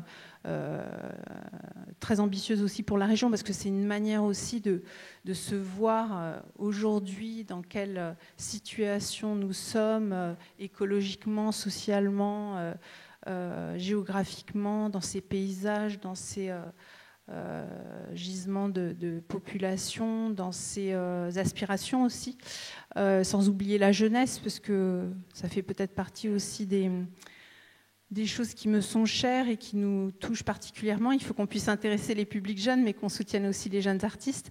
Voilà, donc il y a des enjeux liés au numérique aussi pour les inciter à venir voir nos expositions, mais sans que ce numérique se substitue totalement à la rencontre avec l'œuvre originale. Ce serait un piège pour nous de tomber dans ce panneau-là. Voilà, et puis peut-être pour nous préparer à l'avenir aussi parce que cette décentralisation et cette démocratisation sont toujours 2 enjeux très actuels. Je pense qu'on pourrait même parler de 2e ou 3e mouvement de ces deux enjeux très forts qui fondent notre société, mais sur des publics éloignés, des publics empêchés, le champ social en particulier, on a encore beaucoup d'efforts à fournir. au FRAC, moi j'ai choisi d'en faire une priorité. Et donc on est là pour inventer un discours sur l'art qui ne jargonne pas, mais qui fasse du bien, qui écoute, qui permet de différentes expressions. À ce propos-là, on a initié une opération autour de chansons pour des publics allophones qui ne maîtrisent pas complètement le français, pour leur permettre justement de pouvoir dire, parler de façon différente en face des œuvres. Voilà, là aussi un exemple parmi d'autres, mais ça c'est quelque chose qui me touche particulièrement, de pouvoir vraiment toujours gagner davantage de public et ne mettre personne à la porte ou ne laisser personne au seuil d'une porte. En tout cas, c'est ce qui fonde aussi la réussite des FRAC, à rayonner autour d'un point central à Bordeaux et dans une capitale de région, et de pouvoir vraiment aller partout avec cette collection et de pouvoir interpeller les gens et leur dire voilà, ce récit qu'on est en train de construire, c'est le vôtre aussi. Emparez-vous de ces imaginaires d'artistes, parce que vous en faites partie, et déployez à votre tour le vôtre. Voilà. Et Michel, pour les 10 ans à venir, quelles sont les priorités ? Alors, je te le pique ? Ouais. Merci. D'abord, on va continuer à travailler sur... on va reprendre le turbo pour continuer à mettre de l'énergie pas trop chère sur le phare au-dessus de Landerneau. Qui dit énergie aujourd'hui voit les choses de manière prohibitive, mais non, on va aller chercher des énergies alternatives. Parmi les alternatives, ou en tout cas les compléments, on a un projet qu'on a commencé à instruire avec les collectivités locales autour de nous, qui est d'ouvrir un deuxième volet dans l'action du fonds sur la propriété où étaient mes parents, à Saint-Divy. L'idée, c'est de faire un lieu d'accueil. Il y a un très beau parc. Il y a un très beau parc et qu'on entretient aujourd'hui. L'idée, c'est évidemment de l'ouvrir au public et d'en faire un parc de sculpture. Donc, je ne sais pas quel délai on se donne, parce que là, il y a des démarches administratives pour accueillir du public. Il faut travailler sur les chemins d'accès. Ne pas créer de nuisances, travailler aussi avec les nouveaux plans de non-artificialisation des terres, mais il faut sans doute changer des choses. Mais l'idée, c'est qu'à Saint-Divy, donc à 2 encablures de l'Elorn, on ait un lieu de promenade qui va accueillir des belles collections de sculpteurs. Et ça fait partie de quelque chose qu'on veut développer, et à partir duquel on pourra aussi créer des événements, des installations. Tu seras toujours le bienvenu, mon cher Jean-Jacques. Il va se passer vraiment des choses bien à Landerneau. Ouais. Marie-Pierre, comment est-ce que tu penses que cette ouverture, ce second lieu, va se traduire dans notre positionnement par rapport au public et par rapport à la médiation Marie, qui est toujours avec nous, a tout à l'heure dit un mot dur. Elle a dit « c'est la guerre ». Ici, on est à Landerneau, on est chez Leclerc, c'est plutôt un combat. Et ce combat, en fait, sur le terrain de la médiation et dans le combat pour la consolidation de l'action qui est la nôtre à travers déjà ce premier objet, la halle, et demain un autre lieu. Ce combat pour l'accessibilité à l'art pour tous, c'est consolider et renforcer et diversifier aussi nos manières de proposer des rendez-vous à nos publics. Il y a bien sûr les grandes expositions, il faut prendre appui sur ces événements en fait, qui mobilisent beaucoup. Et autour de ça, de la même manière qu'à Bordeaux, on se tourne vers les artistes, qu'on essaye aussi d'être accompagnateur en production, mais pour défendre un écosystème, il faut que le Fonds Hélène-Édouard Leclerc renforce aussi sa présence vis-à-vis des créateurs. Et donc, c'est l'ouverture à des calendrier plus événementiel avec, et c'est ça que tu orchestres plus particulièrement toi Pauline au fond, avec des rendez-vous événementiels qui à la croisée de tous les chemins et dans l'esprit de la programmation du festival Songe, convoque des plasticiens, convoque des artistes de la performance, convoque les arts vivants et à partir de l'action du fonds, propose 1001 actions qui vont permettre d'amener à passer le seuil de la porte du fonds Leclerc et à démultiplier les actions qui sont les nôtres. Et alors, parmi celles-là, on a évidemment des perspectives d'exposition sur les 10 prochaines années. Donc là, tu es bien placé pour le savoir, on court un peu après nous. On a 3-4 grands projets d'exposition. C'est compliqué dans l'après-Covid parce que chronologiquement, les œuvres qui devaient être disponibles à une certaine date, forcément tout est repoussé. C'est repoussé chez nous à Landerneau, mais c'est repoussé aussi chez les collectionneurs, dans les institutions et tout ça. Donc on a un gros travail aujourd'hui de rechronologisation de nos perspectives. Néanmoins, j'ai le bonheur d'annoncer qu'on va faire une exposition, je pense, qui va sortir des sentiers battus au printemps prochain. J'ai le droit de l'annoncer, là? C'est mon quart d'heure, là? C'est maintenant. C'est maintenant. Et Patrick est au courant? Oui, c'est bon. Ouais. Et non, on a démarré ça il y a longtemps. Et donc c'est juste un hasard chronologique que Amazon ressorte un nouvel avatar, si je puis dire, du Seigneur des Anneaux récemment et avec de nouveaux épisodes, etc. Nous, on a rencontré il y a pas mal de temps des fêlés de Tolkien. Il y a eu une exposition sur Tolkien l'écrivain, sur les manuscrits de Tolkien à la Bibliothèque nationale il n'y a pas longtemps. Nous, à Landerneau, on va faire la plus belle exposition, la plus formidable exposition sur l'univers de Tolkien. Vous savez que c'est Le Seigneur des Anneaux, c'est l'un des 10 livres les plus lus dans le monde. Donc, on a affaire à un écrivain, on a affaire à un linguiste, on a affaire à quelqu'un de très cultivé, mais qui a été aussi puisé pour créer cet univers dans les univers nordiques, les grandes sagas islandaises, qui a travaillé sur les cycles wagnériens, enfin, et avant Wagner, tous les cycles du Rhin, les cycles arthuriens, dans lequel la ville de Landerneau ou la Roche-Maurice peuvent s'inscrire. Et tous ces cycles-là ont produit un Moyen-Âge imaginaire ou un imaginaire sur le Moyen-Âge. Et donc, ce sera la thématique de cette formidable exposition. Rappelez-moi le titre. Tolkien et l'imaginaire médiéval. Avec un point d'interrogation.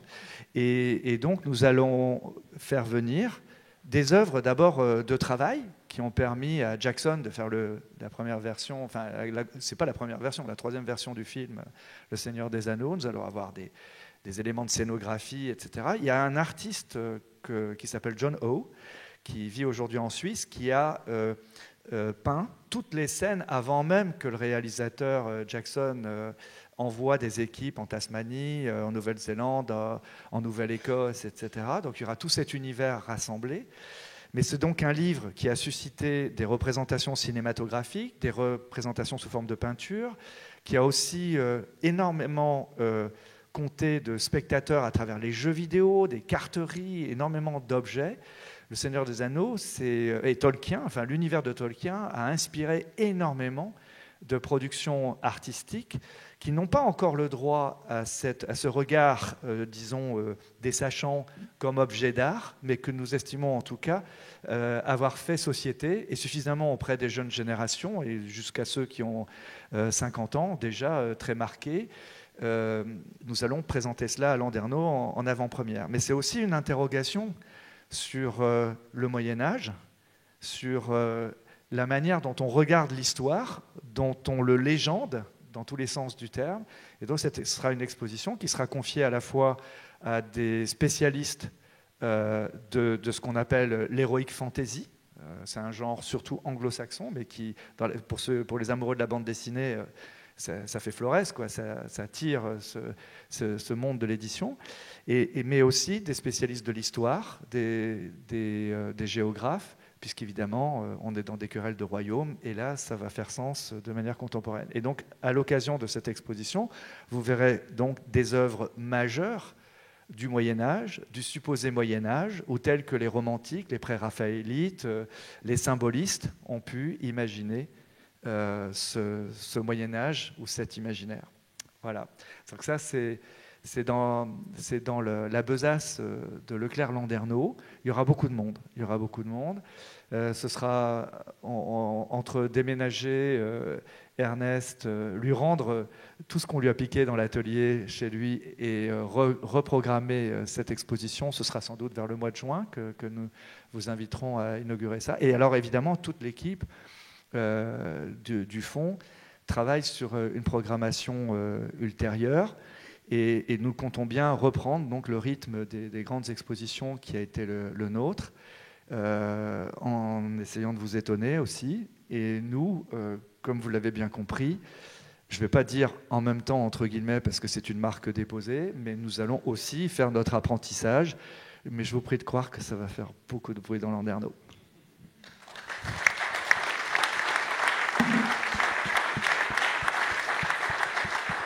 Voilà qui est dit.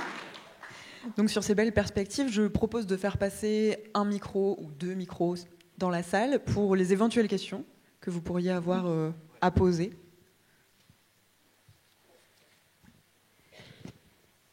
Et j'en profite aussi pour saluer Étienne Bernard, là, parce que tout à l'heure, son nom m'était parti, mais il est dans son coin. Là, c'est le patron du FRAC Bretagne, et que vous avez connu à Passerelle, à Brest, avant. Enfin, je vois aussi toute l'équipe municipale. Je vois une blondinette, là. On vous voit mal, hein. Est-ce que quelqu'un a une question? Que ceux qui ont des questions lèvent la main. Bonsoir, je ne voudrais pas plomber l'ambiance qui était très, très joyeuse, mais est-ce que vous avez des regrets sur les 10 années passées? À qui s'adresse votre question? Non. Bah, Marie-Pierre, Michel, ministre. Non, je me rappelle d'un livre qui s'appelait « La nostalgie n'est plus ce qu'elle n'était ». Non, on n'a pas le temps de regret. Attends, tu verrais les projets qu'on a sous le pied. Non, j'ai peur de me cogner au panneau de signalisation en me retournant. Non, on est devant, là. Oui, vas-y. Il n'y a pas de regret, mais il peut y avoir des inquiétudes.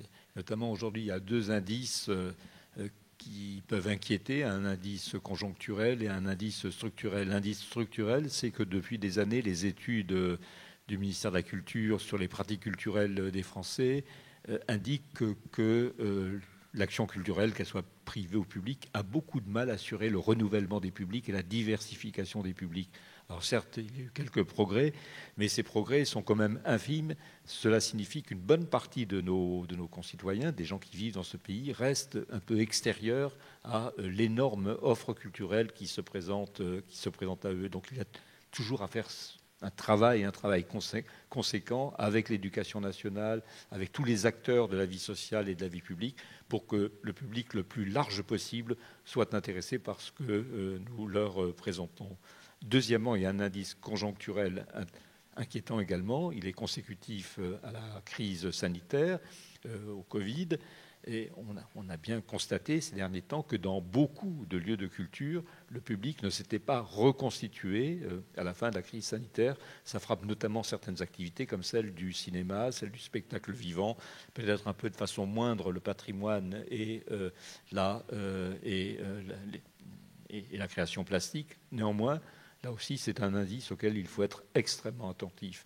Donc, pas de regret, mais de la vigilance, de façon à ce qu'on ne laisse pas proliférer cette décroissance éventuelle du public. Et des sujets comme ceux que vous portez, il y a tout lieu de croire que le public sera au rendez-vous. Moi, j'ai hâte de revenir à Landerneau pour la prochaine exposition. Et en fait, ça, c'est une crainte réelle. Et donc, après, quand on est dans l'action, on quitte la contemplation de la crainte pour essayer de surmonter le dispositif. Et nous, par exemple, aujourd'hui, on travaille avec les écoles merveilleusement bien. Donc, quand on va partir sur les prochaines expositions.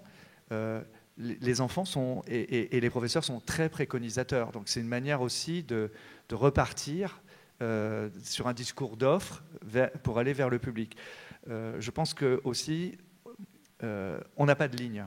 C'est-à-dire qu'on ne s'oblige pas à avoir une ligne. À Landerneau, on ne s'oblige pas à avoir une ligne. Et donc, on va aller chercher les publics. Mais on va chercher les publics pour qu'ils se sentent bien, pour qu'ils se... je voudrais qu'à Landerneau, on n'aille pas au musée, qu'on n'aille pas forcément dans un centre culturel, etc. Landerneau, là, c'est un lieu. Il se balade dans la ville, il y a le vieux pont, il y a les crêperies, il y a les magasins, il y a des librairies, etc. Et on arrive dans ce lieu, et ben tant pis si on ne connaît pas, c'est pas grave, on peut dire qu'on ne connaît pas ici. Quand on vient dans nos salles au Capucin, c'est pas un monde de sachants, c'est pas un monde arrogant, d'abord parce que nous, on ne peut pas l'être, on apprend aussi en marchant, quoi. Mais c'est à partir du moment où on va investir, il faut mettre de l'argent, il faut communiquer, incontestablement, c'est le nerf de la guerre. Mais je pense qu'on va donner envie de venir, et c'est ce qu'au fond toutes les institutions vont devoir faire. Je dirais que j'encourage tout le monde à travers cet exemple, en tout cas à travers notre exemple justement, à changer les codes. Vous savez, autrefois, le commerce à Landerneau, contrairement à ce qu'on croit, il n'était pas place du marché. Et il y avait un champ de foire du côté de Saint-Joseph. Et à ce moment-là, les marchands qui n'étaient pas du champ de foire, ils se déplaçaient là où il y avait des flux. Quand les gens venaient à l'église, on était devant l'église. Aujourd'hui, il faut que nous allions chercher nos publics, mais peut-être que nous regardions où sont ces publics. Alors, ils sont peut-être sur les réseaux sociaux, mais ils ne sont pas que. Regardez dans le monde de la musique, on a le modèle des vieilles charrues, c'est quand même... que ce soit à travers le Festival du Bout du Monde, que ce soit du bruit dans Landerneau, etc. Le public vient. Le public vient. D'abord, il faut donner des choses de qualité, il faut avoir une offre de qualité. Il faut montrer aussi qu'on est friendly, qu'on est accueillant, que c'est sympa de venir chez nous. Et surtout, il ne faut pas filer des complexes, il ne faut pas, s'agissant d'art et de culture, sans tomber dans le populisme, il faut s'ouvrir à tout. Et ce qu'on a fait, par exemple, c'était incroyable. Moi, j'y croyais qu'à moitié. Hein, c'était une idée de Marie-Pierre. C'était l'idée de la troisième scène. C'était couillu. Hein, on vide toute la halle des Capucins. On met un sol ondulé, moquette noire. Les quelques adhérents Leclerc qui sont là se souviendront que... avant de signer, bon. Mais en fait, voilà, je pense qu'on est dans une période où tout le monde a été confiné, a du mal, a pris un peu de gras aussi. Tu sais, tout le monde avait dit la nouvelle alimentation, mais tout le monde a fait du snacking pendant 2 ans et demi. Donc voilà, il faut repartir, rendre l'offre appétissante. Et sur le plan de la culture, il ne faut pas avoir peur d'une politique d'offre. Et puis je pense que nos habitants, nos concitoyens, nos amis... répondront favorablement aux initiatives, quoi. Quand je vois, vous avez parlé du Louvre-Lens, on a parlé des expositions à Rennes, ça va marcher, ça va marcher. Là, on est assommé, mais on va le faire. On n'a pas de regrets parce qu'en fait, on a des projets, parce qu'on est dans l'action et que ce qui n'a pas pu encore être accompli, c'est ça le combat de demain. Donc les projets qu'on n'a pas pu faire, c'est les projets qu'on a envie de faire et les actions qu'on n'a pas menées, c'est le sens de l'action qu'on porte au jour le jour. 1,5 million, malgré le Covid, sur cette période, 1,5 million de personnes visitant la Fondation et déambulant dans Landerneau. Voilà. C'est pas du génie, c'est de l'opportunité, c'est de la bonne communication, c'est une bonne équipe. Je pense qu'on va rempiler, mais on va encore, je vous dis, on va trouver du gaz liquéfié là, ou des énergies alternatives et ça va continuer. Je me permets de prendre la parole. Merci Michel pour tout ça. Et je voulais aussi parler, je sais pas pour une question, mais c'est plutôt pour rebondir sur ce que vous avez dit et sur l'importance du fond dans le territoire et dans l'écosystème. Donc Étienne Bernard, FRAC Bretagne. Tu l'as déjà dit, arrête. Et oui, maintenant je suis au FRAC Bretagne, mais avant je dirigeais donc, le Centre d'art contemporain Passerelle à Brest, donc dans le coin. Et je suis arrivé en fonction quelques mois après l'ouverture du fonds Leclerc. Et tout le monde m'a dit, tu verras, il y a une espèce de gros machin privé là qui vient foutre le bazar. C'est vrai, moi j'arrivais de Paris, je ne savais même pas ce qu'était ce bazar, mais je l'ai découvert et c'est assez très vite. En fait, il y a on a créé ensemble des plateformes de discussion, de construction avec Marie-Pierre main dans la main, notamment des échanges de billetterie. Alors, je ne pense pas que le Fonds Leclerc ait beaucoup bénéficié du renvoi d'ascenseurs de public du centre d'art Passerelle, mais enfin bon, mais plutôt nous dans l'autre sens évidemment. Mais on a évidemment le Fonds Leclerc s'est imposé très vite comme une locomotive dans le territoire, dans l'Ouest breton, et on en a tous bénéficié. Et on a aussi croisé nos méthodologies de travail, etc. Il y a quelque chose d'intéressant et que je trouve, et là c'est pour rebondir sur ce que disait Jean-Jacques Ayagon à l'instant, il y a une intelligence de la relation publique-privée de façon structurelle qui s'est implantée ici, qui s'implante aussi de l'autre côté de la Bretagne, notamment avec la collection Pinault à Rennes. Et voilà, on est vraiment dans une logique écosystémique productive et porteuse. Et pour rejoindre ce que disait à l'instant Michel, effectivement, il faut des locomotives. Un centre d'art contemporain, un FRAC, ne va pas pouvoir mettre en place une expo de Giacometti. C'est pas son boulot. Mais pour autant, on peut reprendre la balle au bond et en envoyer aussi des balles. Et c'est intelligent et ça fonctionne, ça structure.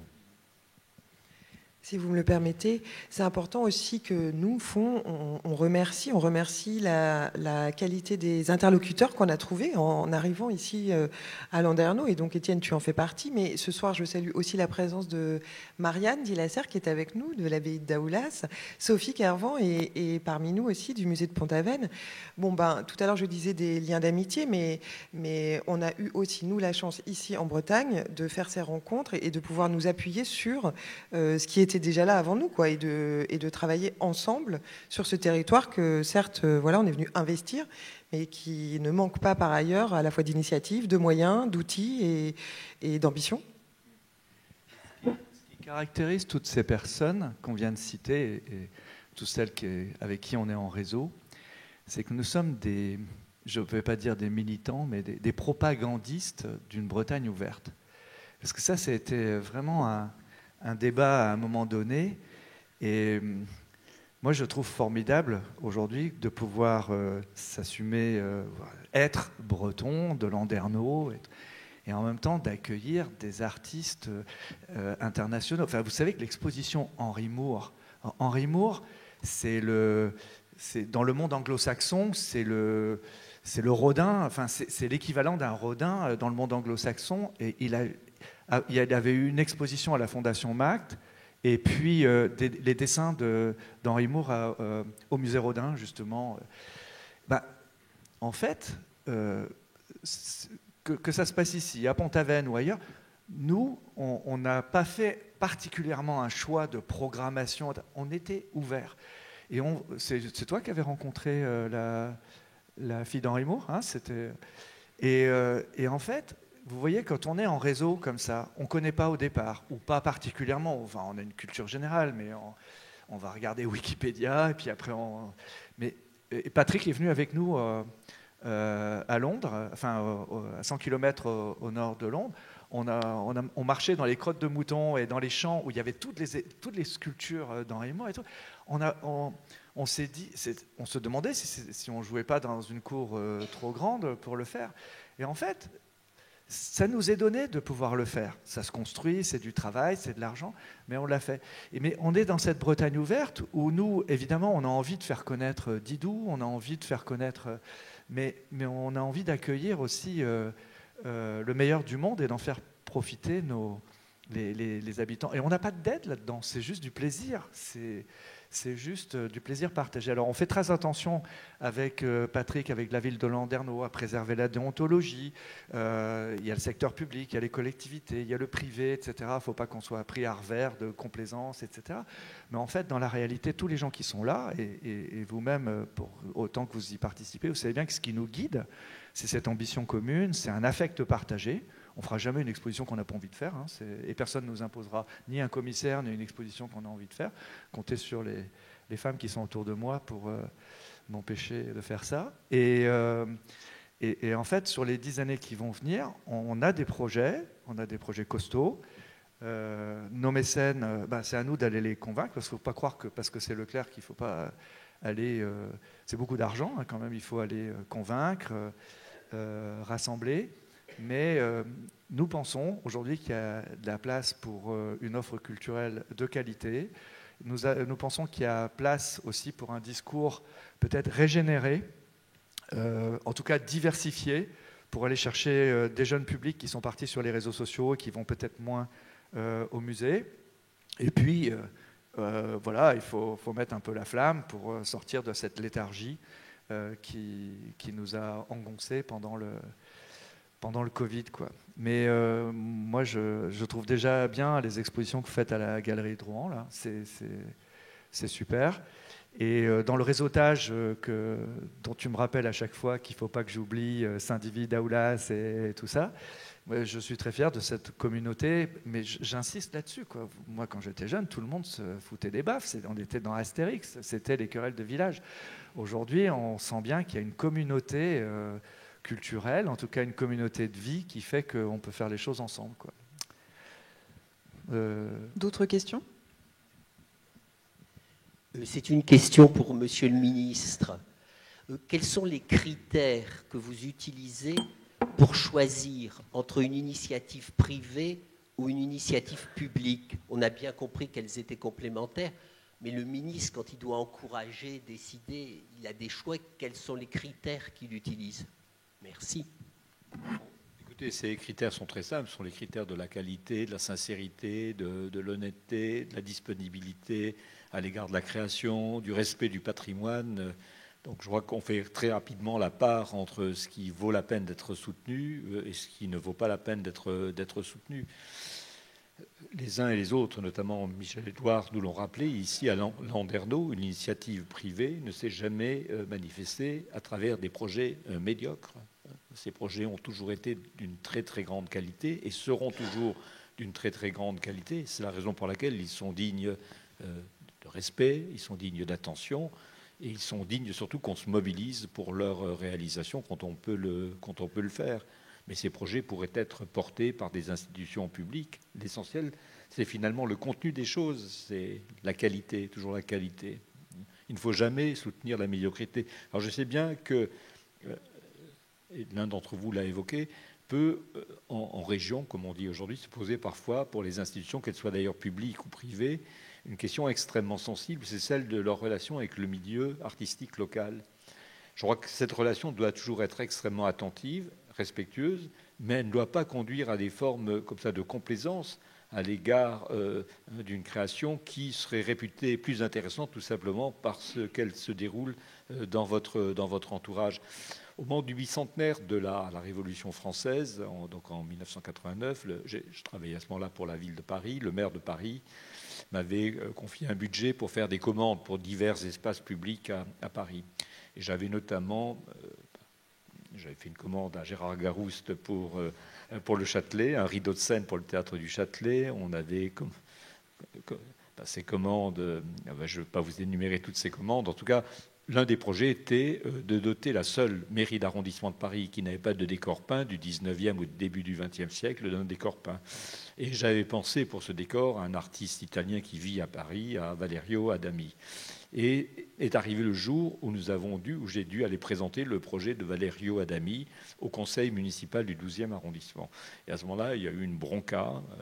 Un conseiller a dit, mais il y a trop de peinture. L'autre a dit, Adami, qui est italien et qui a donc une culture classique très développée, avait figuré dans un coin de sa composition, pour les 4 murs de la salle des mariages, une énorme truie, symbole de la fécondité dans la Rome antique. Alors je sais bien que de nos jours, il ne faut pas systématiquement associer le mariage à la fécondité, mais toujours est-il qu'un conseiller municipal dit « mais c'est honteux, un cochon, une truie dans une salle des mariages ». Et le coup de grâce est venu d'un élu qui était le général de Bénouville, conseiller du 12e arrondissement, qui me dit « mais pourquoi va-t-on chercher un artiste italien alors que nous avons tant de bons artistes dans l'arrondissement, même pas à Paris, mais dans l'arrondissement ?» Et ce phénomène du localisme devient insupportable. Il faut savoir, chez les artistes qui nous entourent, dans les endroits où nous vivons, où nous travaillons, il faut savoir distinguer les talents, il faut les promouvoir, il faut les prendre en charge, il faut les accompagner, mais sans ce localisme qui peut rapidement devenir insupportable. Et le fait que les plus grands artistes de l'histoire du XXe siècle, quelques-uns des plus grands artistes contemporains, aient trouvé place dans la programmation du Fonds Leclerc à Landerneau, c'est tout à fait exemplaire. Ce qui n'exclura pas de projets locaux, et j'allais dire... Donc j'ai toutes mes chances. Absolument, Jean-Jacques. Et non, mais par exemple, il y a 3 ans, Marie-Pierre, je ne sais pas ce qui lui a pris, elle s'est réveillée comme ça, elle m'a dit « Mais tu sais qu'on n'a jamais exposé une artiste femme ?» J'ai culpabilisé un max, donc ça aboutit à Françoise Petrovitch. Et d'ailleurs, pour l'inauguration de Françoise Petrovitch, tout d'un coup, au moment où je parle, enfin, vous savez, je parle comme dans la vraie vie, et tout d'un coup, je ne sais plus son nom. Et pourtant, il y a des affiches tout autour. Et je dis, Françoise, tu es la première femme vivante qu'on expose. Ouais. Donc c'est sûr qu'on va... Oui, on va... Il y a autour de nous une scène artistique. Et c'est sûr qu'à Landerneau, on va exposer les talents qui nous entourent. Mais c'était aussi de leur intérêt, ces artistes, que Landerneau acquiert, que le Fonds Leclerc acquiert sa légitimité artistique pour qu'on puisse la leur apporter. Parce que c'est ça l'intérêt d'une scène, l'intérêt d'une exposition pour un artiste vivant, c'est aussi qu'il bénéficie d'être dans un lieu qui a été honoré par les plus grands collectionneurs, des plus grands maîtres du monde, etc. C'est là où on leur apporte cet effet de levier, cet effet de tribune, cet effet d'ascenseur. Donc il y a 10 ans, c'est court, hein. C'est court. Surtout en fait 7-8 ans hyper actifs. Et donc je pense qu'on va arriver à faire de Landerneau une plateforme, je parle d'un peu moderne et start-up, là, mais une plateforme suffisamment crédible sur le plan artistique, sur le plan des prêteurs, sur le plan mondial, pour que les jeunes artistes ou les cadras qu'on fera rencontrer avec le large public puissent bénéficier de ce tremplin, parce que c'est à ça aussi qu'on doit servir. Hein, je crois qu'on a une autre question. Oui, ma question est à M. Aliagon. On connaît bien votre implication dans l'art contemporain et vous nous l'avez bien expliqué ce soir, mais vous êtes par ailleurs également président du comité pour le classement des enclos paroissiaux au patrimoine mondial de l'UNESCO, et qui était à l'époque une Bretagne également très ouverte au XVIe, XVIIe siècle, et tous les courants artistiques de l'époque sont dans nos enclos. Pour vous, est-ce que c'est deux démarches parallèles, culturelles, ou est-ce qu'il peut y avoir une synergie? Comment vous voyez finalement donc, cette culture de notre région, avec toutes ses richesses artistiques, et à la limite et à la réflexion, cette question peut également s'adresser au maire de Landerneau, qui a un riche patrimoine, ou Landerneau a un riche patrimoine également du XVIe, XVIIe siècle et XVIIIe, et même à Michel-Édouard Leclerc, avec une chapelle qui est également de toute beauté et d'un patrimoine également très conséquent. Écoutez, monsieur, vous savez, au cours de son procès, au cours du procès de Jeanne d'Arc, à un moment, l'évêque Cochon lui pose une question radicale. Il lui dit « Jeanne, il faut que vous choisissiez entre Dieu et l'Église. » Et Jeanne d'Arc répond, parce que d'un côté, elle prétendait avoir entendu des voix, donc avoir reçu des messages directs de Dieu, et d'un autre côté, l'ordre ecclésiastique lui interdisait de prétendre avoir entendu ces voix.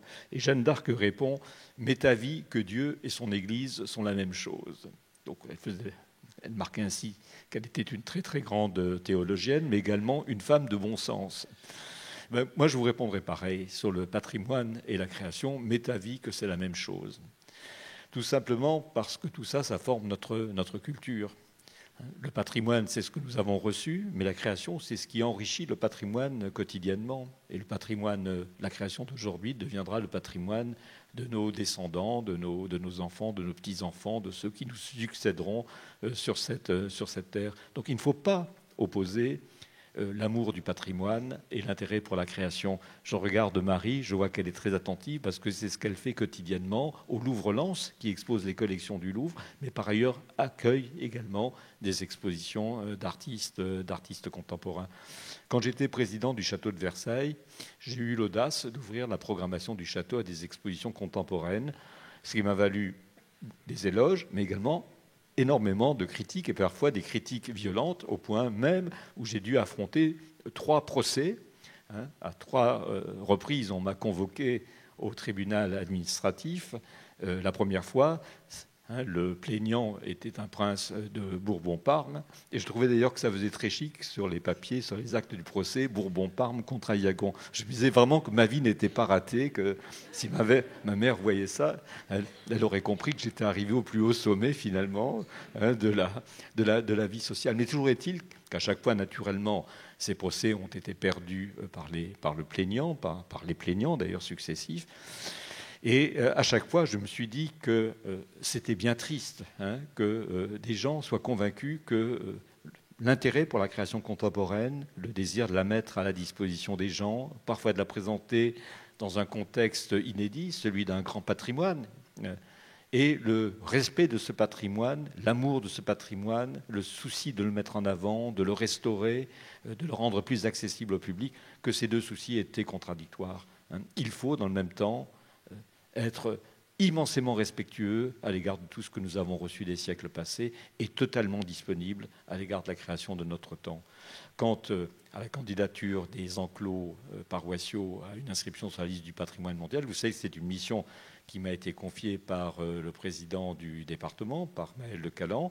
Nous y travaillons. Je pense que très rapidement, nous allons aborder la première phase, parce que c'est une course de très très longue haleine. En général, une candidature, ça met 6 ans, 7 ans, 8 ans parfois pour aboutir. Quand ça aboutit, nous allons prochainement franchir la première étape, celle de la présentation au ministère de la Culture d'un dossier qui justifie la valeur exceptionnelle, universelle du bien candidat, donc des enclos paroissiaux, et en démontre les attributs particuliers qui distinguent justement ce patrimoine comme étant un patrimoine universel exceptionnel. Mais pour ma part, je n'ai aucun doute, le patrimoine des enclos paroissiaux est bien un patrimoine exceptionnel, et donc il a vocation à devenir universel. Ce n'est pas seulement le patrimoine du Léon et de quelques-unes de ses franges, mais puisqu'il y a également des enclos remarquables en Cornouailles, je pense à celui de Plébin ou en Trégor, comme celui de Saint-Jean-du-Doigt ou de Plougonvin, mais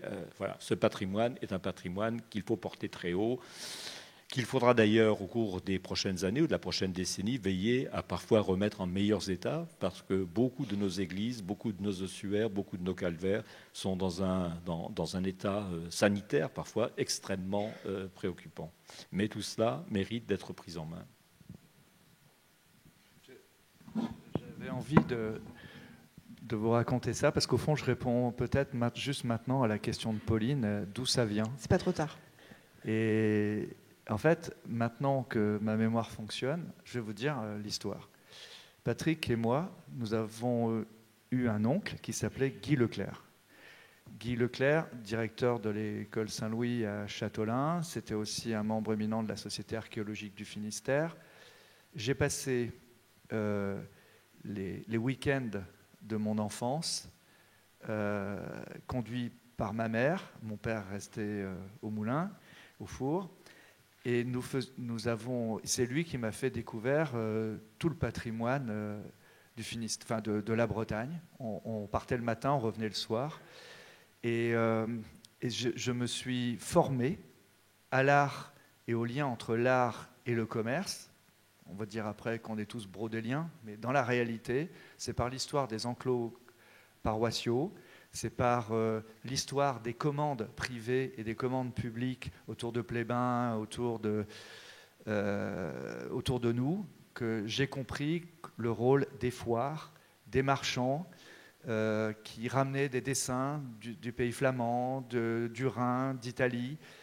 Ces dessins dont on va dire qu'ils sont la renaissance tardive bretonne, alors que justement des marchands de lin ramenaient sur ici. C'est notre oncle Guy qui m'a donné l'envie de m'intéresser à ce qui, plus tard, sera probablement ma justification.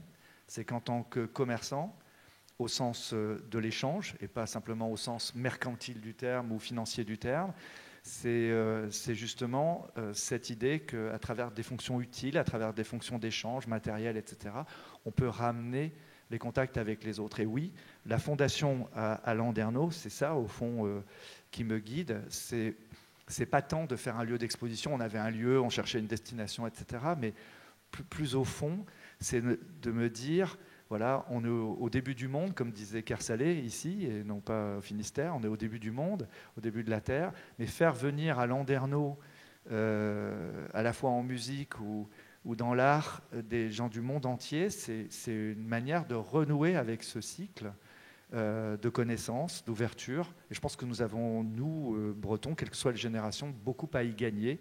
Nous nous confrontons à la culture des autres sans que ce soit agressif et de manière bienveillante. Et je pense que ça participe à notre édification. Voilà. Vous savez, les marchands, les paysans marchands qui vendaient le lin s'appelaient des Jullaudet. Donc Michel-Édouard Leclerc est le Jullaudet des temps modernes, en quelque sorte. Non ? Alors, après, avec la situation actuelle dans le monde, on voit bien que le commerce ne fait pas toujours la paix. Hein, donc, ceux qui ont cru à la convergence des systèmes ou qui ont cru qu'à travers le commerce avec la Russie, avec la Chine, on allait contribuer à une mondialisation heureuse, il faut sortir un petit peu d'une vision naïve et trop à court terme. Mais enfin, je crois à ça. Et au fond, si Landerneau, plateforme commerciale, Landerneau, plateforme artistique, on rayonne comme ça, normalement, il y a des chances que sur la carte, à Paris, on se souvienne de nous. Ouais. Vous savez que le prix littéraire des Centres Leclerc s'appelle le prix Landerneau. Un jour, Patrick, on viendra le donner ici. Bien, merci. Merci à vous. Merci à vous d'être venus. Tout à l'heure, en introduction, je disais que cette table ronde rentrait dans un cycle plus global d'événements qui vont se dérouler pour célébrer les 10 ans du Fonds. On va vous donner d'autres rendez-vous, on va vous solliciter encore. C'est par exemple très bientôt les visites histoire qui sont menées par Marie-Pierre, qui prennent pour point de départ la chapelle. Qui est donc au fond, auquel vous pouvez participer. C'est beaucoup d'événements au mois de novembre et décembre. Je crois qu'Emma, tout à l'heure, quand vous êtes rentrée, vous a distribué un tract qui vous invite à une réunion d'information pour une grande manifestation qu'on va organiser, la manifestation pour les couleurs, pour l'art. La manifestation en elle-même est en décembre, mais la réunion d'information est le 5 décembre, donc venez nombreux. Décembre, ce sera donc le mois de cette manifestation, ce sera aussi le mois de Nuits d'hiver. Patrick en a parlé plus tôt. Le Fonds, cette année, participe à la manifestation de Nuits d'hiver. Donc, la projection lumineuse sera retrouvée sur la façade extérieure de la chapelle, rue de la Fontaine Blanche. Décembre, c'est aussi l'occasion pour nous de jouer les prolongations et de faire des nocturnes. Donc tous les jeudis, tous les vendredis, tous les samedis et tous les dimanches de décembre, vous pouvez venir voir l'exposition Ernest Pignon Ernest jusqu'à 20h. Et je vais bientôt m'arrêter là, mais j'ai un dernier événement à annoncer, c'est la sortie au printemps prochain d'un livre qu'on va appeler le roman d'une fondation, et qui va revenir justement sur ces 10 ans d'aventure au Fonds Leclerc. On pourra y lire la voix de Michel, celle de Marie-Pierre, et donc ça, c'est à paraître au printemps 2023. Et tout ce que je n'ai pas dit, vous le retrouvez sur nos réseaux sociaux, puisqu'on a une activité riche et intense, donc je vous invite à nous suivre, à nous rejoindre, à venir à tous ces rendez-vous. Et pour clore ce moment partagé, on vous propose de boire un verre avec nous. Donc rejoignez-nous dans le hall, le temps juste qu'on sorte de scène, et on vous rejoint tout de suite. Merci beaucoup.